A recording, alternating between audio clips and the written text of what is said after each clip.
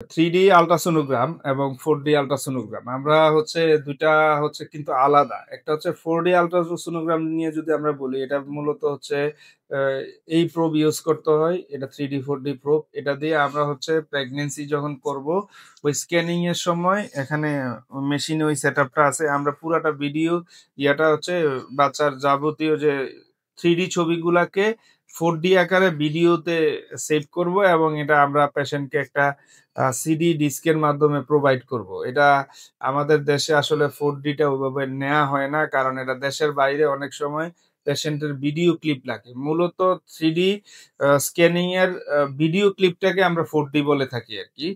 তো আর 3D টা হচ্ছে মূলত আমরা বাংলাদেশে সবসময় ওভারঅল যারা জানি, যাদের ওই ওয়েল ট্রেইন আছে তারা স্ক্যানিংটা করে। 3D প্রোব দিয়ে মূলত হচ্ছে যদি আমরা অনেক সময় বাচ্চার দেখা গেছে যে ঠোঁট কাটা, মুখের সমস্যা অথবা হাত পায়ের আঙুল কয়টা আছে সংখ্যা গোনা, অনেক সময় আমরা নরমাল স্ক্যানিং এ ওটা ধরতে পারি না। তখন আমরা যখন 3D দিয়ে করব, তখন হচ্ছে বাচ্চার ফেইসে কোনো প্যাথোলজি আছে কিনা, ঠোঁট কাটা, তালু কাটা, নাক, চোখ, মুখে কোনো ধরনের অ্যাবনরমালিটি আছে কিনা, হাতের আঙ্গুল বা পায়ের আঙ্গুলে কোনো সমস্যা আছে কিনা, সব আমরা হচ্ছে বা পেটের আউটার সারফেস এ কোনো প্রবলেম আছে কিনা আমরা 3D র মাধ্যমে সুন্দর পাবো। বিভাবে এটাতে পেশেন্টের কোনো প্রিপারেশন লাগবে না। তবে প্রোবের প্রিপারেশন এর ক্ষেত্রে হচ্ছে যদি যেই এরিয়াটার আমরা 3D 4D নিবো ওখানে পর্যাপ্ত পরিমাণ হচ্ছে যেমন এরকম এই যেমন একটা প্রেগন্যান্সি ধরি। এটা হচ্ছে বাচ্চার মাথা। এখানে 3D টা ভালো আসবে না কেন? উপরে দিয়ে তেমন কোনো পানি নেই। কিন্তু এখানে আমরা হাতের 3D টা ভালো পাবো। কেন? কারণ এখানে উপরে যথেষ্ট পানি আছে। এই যে কালো এরিয়াটাকে আমরা পেটের পানি বলি আরকি। যখন আমরা স্ক্যান করব স্পষ্ট হয়ে আসবে। হাতের আঙ্গুল কয়টা আছে একদম স্পষ্ট বোঝা যাবে।